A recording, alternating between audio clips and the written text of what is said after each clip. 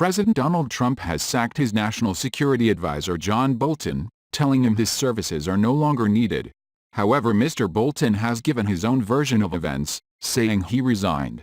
Mr. Trump tweeted, "I informed John Bolton last night that his services are no longer needed at the White House. I disagreed strongly with many of his suggestions, as did others in the administration, and therefore I asked John for his resignation, which was given to me this morning. I thank John very much for his service.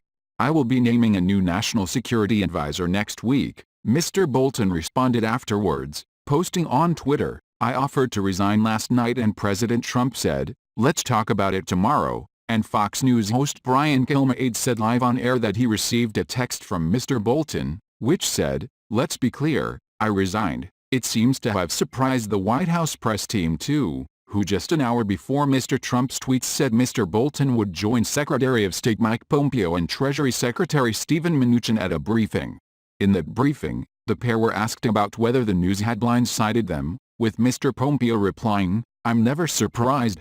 And I don't mean that on just this issue. Those of us who work with the president have a good understanding of how he is thinking.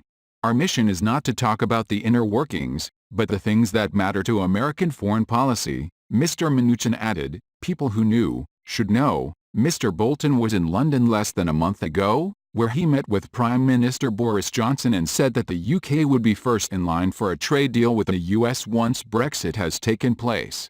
Mr. Trump once said that Mr. Bolton could be at war with the world if he could have his way with it. Understood the president brought him into the White House as a hawk. He also reportedly once said of Mr. Bolton, "John has never seen a war he doesn't like." Reacting to the news, Anthony Scaramucci, Mr. Trump's one-time communications director, tweeted, "No one survives at real Donald Trump. It's BC. He hates himself. If you are still in the White House, he is coming for you." Yes, it is a horror movie. There has been talk of conflict between Mr. Bolton and Mr. Pompeo, who are said to not be speaking to one another. In the press conference, Mr. Pompeo said he and Mr. Bolton had different views on how to proceed in diplomacy, but that disagreements were true in many of his daily interactions. He said Mr. Trump is entitled to the staff he wants. Mr. Bolton had been a controversial figure in the White House and his appointment caused some alarm. His foreign policy views did not seem to fit with Mr. Trump's America First approach. Mr. Bolton was opposed to Mr. Trump's now cancelled meeting with Taliban leaders, which had been planned to take place on Sunday at the president's Camp David country retreat. Mr. Trump has described reports he overruled Vice President Mike Pence and other advisers on the meeting as false, adding, "I always think it is good to meet and talk, but in this case I decided not to." Mr. Bolton also disagreed with Mr. Trump's decision to hold back on military strikes against Iran, and had advocated caution on America's approach towards North Korea.